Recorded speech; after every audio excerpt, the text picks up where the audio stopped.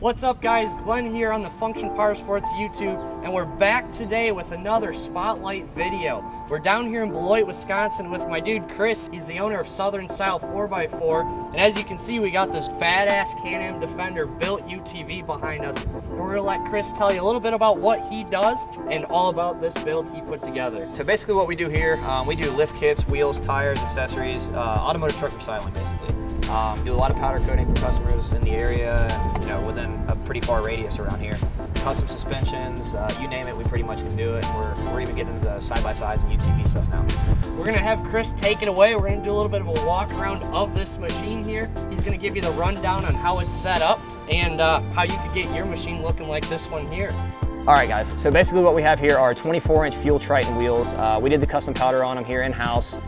40 9.5/24 EFX MotoHavok tires. They are extremely aggressive. Believe it or not, they actually ride good on the road and they really set this machine off. All right, now for the suspension, we went a little bit over the top. Right here what we have is a 6-inch Super ATV lift. It comes with the Rhino 2.0 axles.